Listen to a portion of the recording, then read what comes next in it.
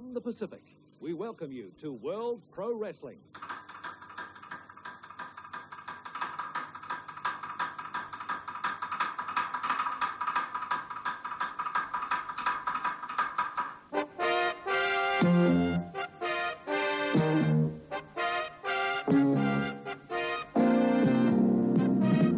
On the mat host tonight, Barry Harmon, along with pro wrestling personality and expert, Steve Rickard. Welcome to World Pro Wrestling, and in this program, Rip Morgan clashes with Samoan Joe.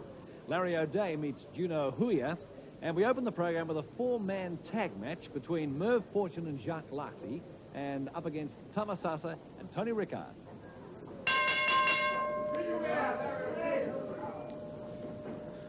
Well, we look at this lot, Steve, pretty evenly matched. Yes, I think they are, Barry. You got Laki and Tony, of course, would be close to the same weight, and Sasa and Fortune. So you're right. I would say pretty evenly matched weight-wise. Arm roll. Tony Rickard, of course, the man who was the great hero last week in that six-man tag match, when he actually got the count on Larry ODay. What was he more than pleased about that?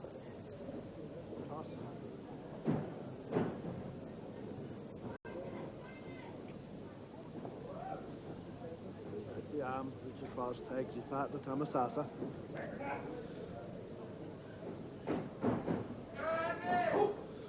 There'll be a backdrop by Tama Sasa.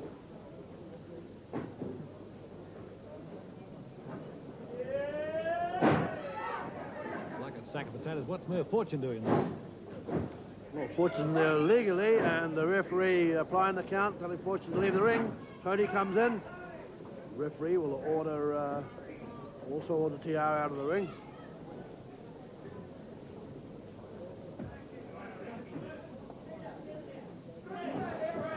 Side headlock.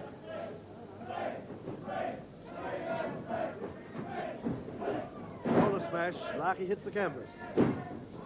He drops down, turns around.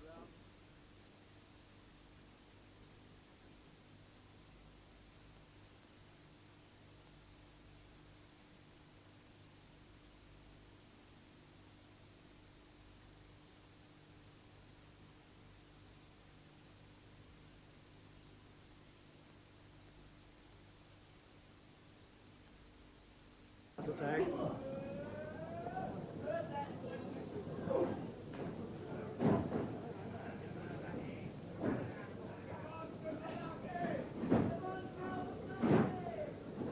Nice counter by Tama Sasa. Drag and Tama Sasa hold on the arm of Jacques.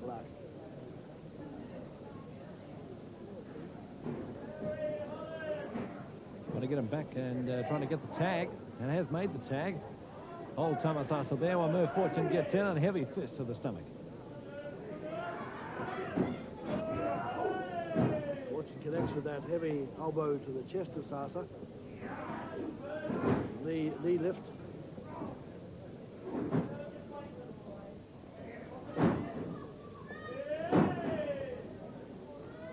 Fortune now taken over. Drives ahead of Sasa into the corner. Tags Jacques. Fortune holding on to Sasa, allowing Laki to get the upper hand as he comes in. Sasa fighting back. Oh, yes. Laki with a nice knee lift. Backbreaker.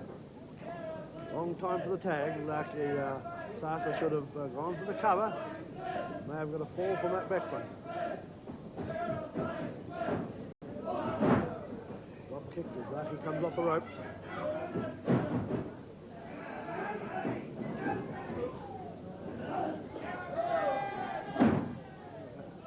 High slam.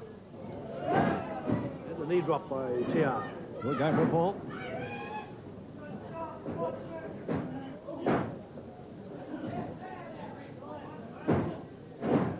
Tony Rickard non-stop into Jacques Lackey.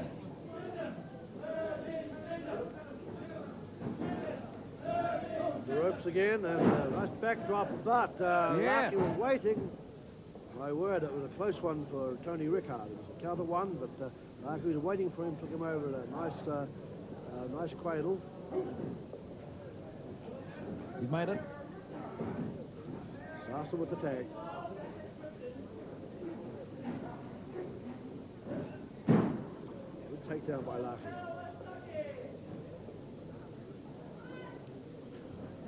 No fortune with the tag.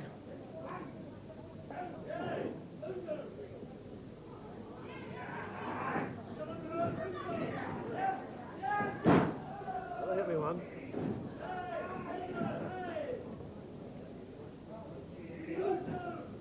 Merv Fortune working well on Tama Sasa in this four-man tag match in World Pro Wrestling.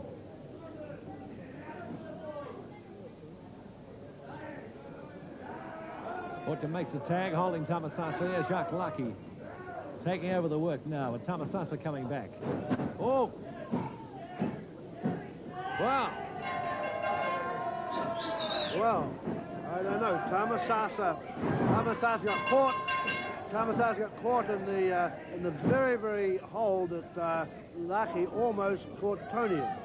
And of course the match goes to Merv Fortune and Jacques Laki.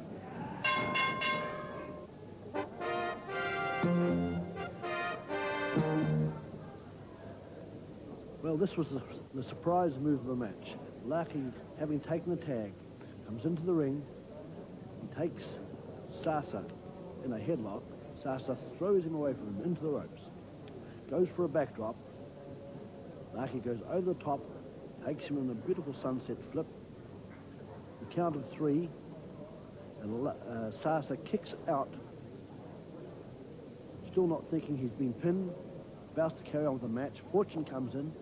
Tony Rickard drop kicks Fortune back into the corner, and the referee takes the hand of Laki and declares him the winner.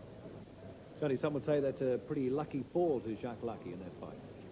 I guess it's just one of those things that happen now in wrestling there. He just happened to catch a quick one there, and there was nothing we could do about it. Steve, you've been pretty proud of the way Tony's gone over the last few months. Well, I'm more than proud, Barry. I think that Tony's proved himself with the hard work he put into wrestling. When he started putting up rings, he was refereeing matches, he did everything from the bottom because he wanted to start at the bottom. And all that time he was wrestling and training in the gym, working out, waiting for the opportunity to get in that ring and find his own way. Well, we've seen him find it. He followed after his brother Ricky. Ricky made it, and now Tony's following right behind him, and looks as if Tony's going to make it on his own. All the hard work, I'm sure he doesn't regret. So you're doubly proud then with two sons following you into the ring. Well, I'm doubly proud because I have the two sons, as you say, who've followed me all my wrestling career. And I also have the third one who's on the way, and he's training in the gym with Tony. He trains on the mat with him, and he gets down with his other brother, Ricky. And so you may see three young Rickards, as well as the father. Yet another. Goodness me. Well, we'll wait eagerly for him to appear on the mat in World Pro Wrestling. And what about the Commonwealth title fight? You've been issued with a challenge? Well, I'm quite sure, like, if Larry ODay won't step in the ring and defend his television title, which he can be directed to do so by the television authorities, because, I mean, they can make him defend that belt. And I'm not going to push him that far. I mean, if ODay thinks he can get in there and wrestle for the Commonwealth title, if those are his terms, I'll accept those terms. I'll give him a crack at the Commonwealth title. How do you think your dad will go? Well, actually, it's one match there that I'd pay money to see. I think it promises to be one of the best matches of this year. Steve and Tony Rickard. Well, now for more action, and this time we join Larry ODay and Juno Houia. Juno Houia about to center ring to beat Dario ODay. Full Nelson by ODay. Juno Houia nowhere near the experience of ODay. Takes ODay over with an arm roll. Yeah, it's a great start by Juno Houia. Slippery as a snake there against Larry ODay. Once again, ODay won't like it, not getting the upper hand to start with. Yeah, holding on that arm, takes ODay down. It's a nice one by Houia. Arm stretch. Almost feel the butterfly that Juno Houia must have coming up against ODay. This is, I think is the first overseas matman he has met since he started his wrestling career.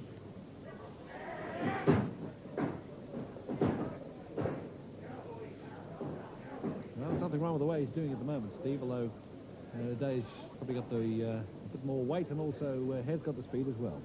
He's holding on to that arm. I'm sure that Juno realises the thing is to hold on and whilst he can. Wow. And of course, my advice to him would be like same as it was to young Tony, was move in, hit one and get out. But they back in there, there's vicious upper numbers.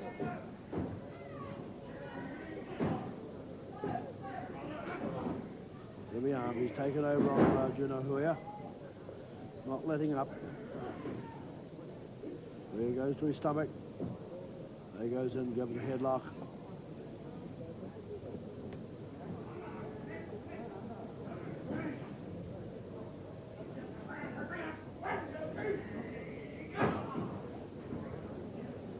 They had a nicely pinned there. The referee just warning Larry ODay. Larry ODay says he's being picked on by the referee.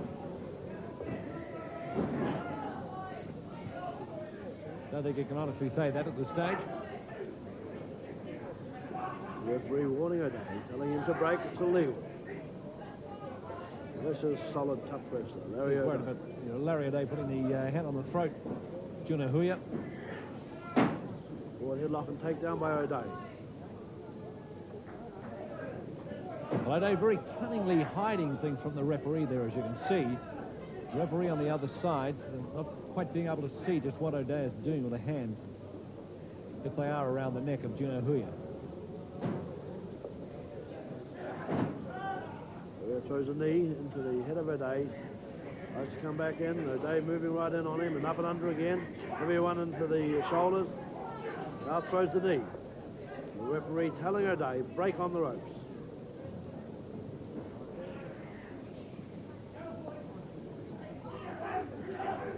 Now, Larry ODay pulling no punches. Even when he's got him on the ropes, he goes right to the count of 5. Well, since he moved in and started to take over, he hasn't stopped. And Juno Houia is having a hard time to come back in this match. Heavy elbow drop there by ODay after the body slam. Through. Looks like he may be going for the octopus clamp. He's taken the leg. No, he's missed it. He has a half octopus clamp on here, but it's definitely not the octopus clamp. But it is a submission fall. Submission fall to Larry ODay.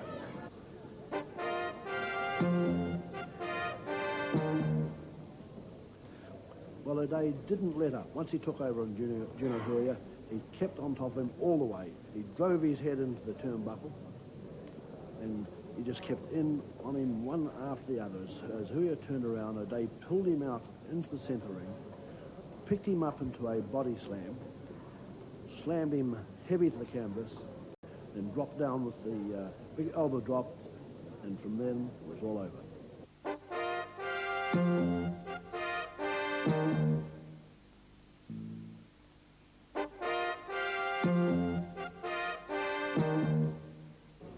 Coming up next, it'll be Samoan Joe against Rip Morgan there in the ring. What do you think of that one, Samoan Joe? Barry, I know Morgan. He's a tough guy. But I telling you something, I try my best to fight against him. I try everything I know to fight against him. Well, I know that it's true, and I know your fans think that's true as well. Just before you do go to the ring, what are your thoughts on Steve defending his Commonwealth title against Larry ODay? Hey, Barry, I tell you something. I'd love to see that fight against Steve against Larry ODay to defend his title. If I got a lot of money, I'm telling you something, I put all my money on Steve's side. Well, now it's your turn to get into the ring with Rip Morgan. We'll let you go there. So let's go to the ring right now. Big bad Rip Morgan up against Samoan Joe. Samoan Joe, Rip Morgan. Wrist lock by Morgan. Hammerlock counter.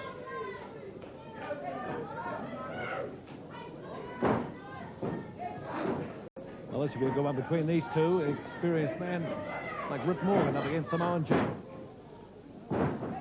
Always see it. Well, Samoan Joe moving very, very fast. Well, nice arm drag there by Samoan Joe. Well.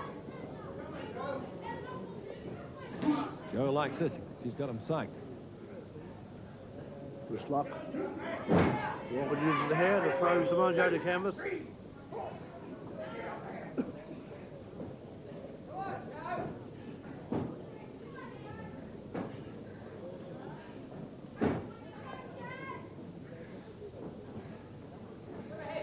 Morgan still with the wrist lock applied.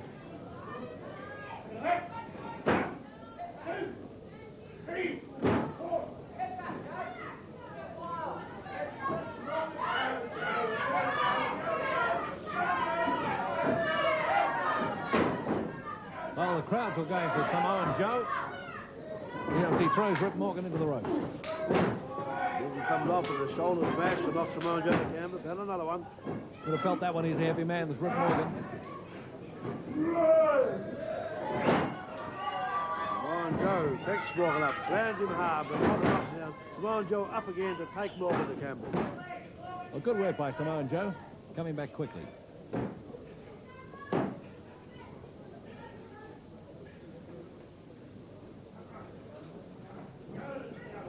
Samoan Joe now with the hammerlock applied.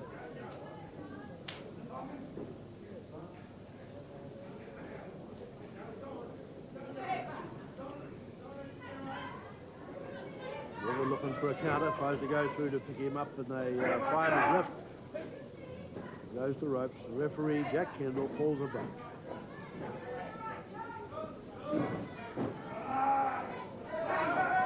Well. Rip Morgan thought he had the better of Samoan Joe there for just a moment. A cunning move by Samoan Joe.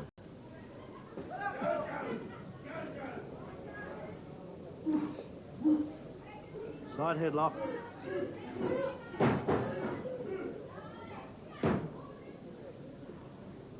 Jack Kendall looking at the shoulders of Samoan Joe.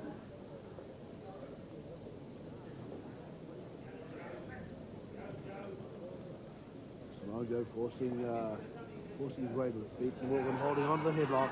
Into the ropes. And another shoulder smash by Rip Morgan.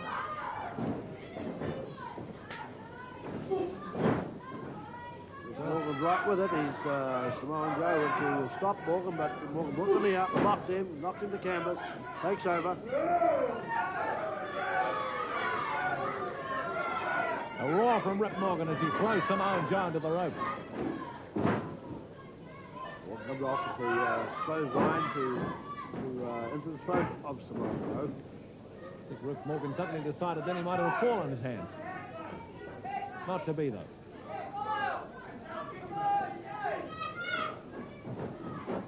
Oh. Fills Samoan Joe between the third and fourth ropes, and the referee applying the count and telling Morgan to go back from the ropes. He takes the head of Samoan Joe, drags him across the top rope. Referee applying the count still, telling him to break. He count to 5. He has counted to 5, and he has disqualified Rip Morgan. Samoan Joe, the winner of this match.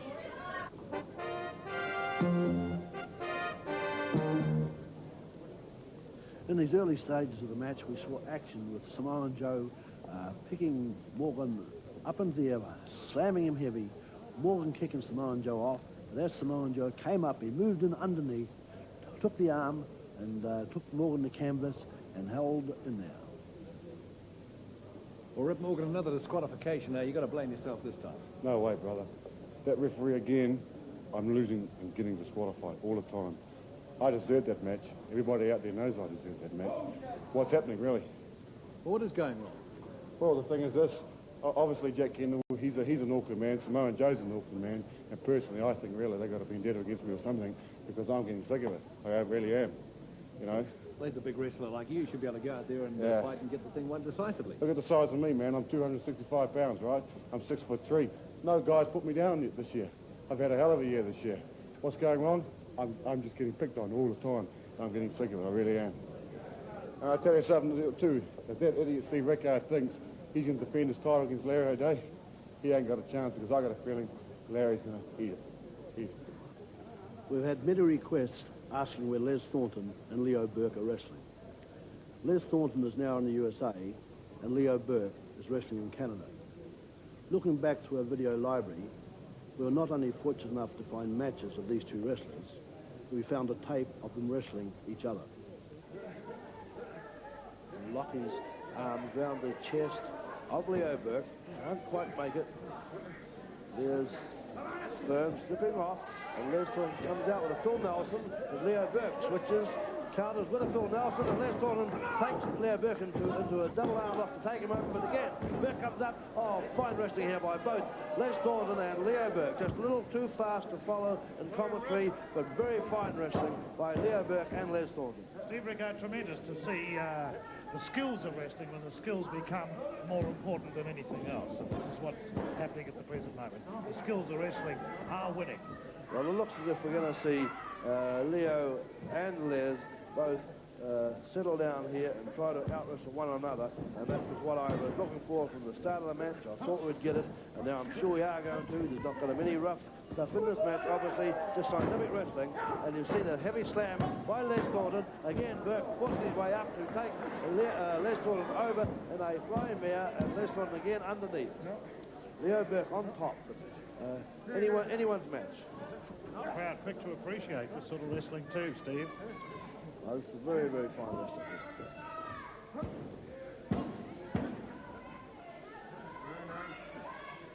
Leo Burke holding on that head. Seems to go back for the head all the time. Les Thornton forcing himself off his shoulders, count of two. Les Thornton must be pretty difficult to handle, Steve, with that very, very short neck he's got. You know, you can't get leverage too easily there, can you, when a man's got a neck like that? Well, he has that stocky build, and he's built as a rugby player, and has played rugby, as we all know, top-class rugby in England, and as you say, has a short neck.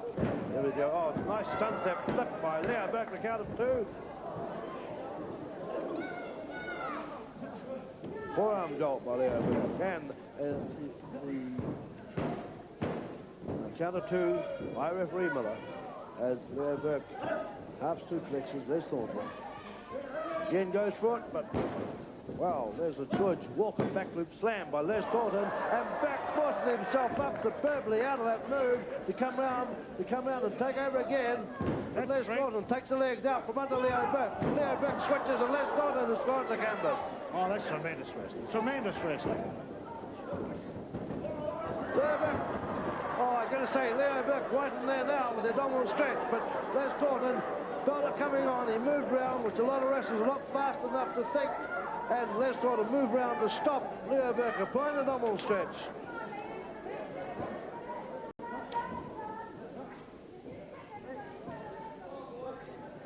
Leo Burke on top and Les Thornton underneath. So far, anyone's match.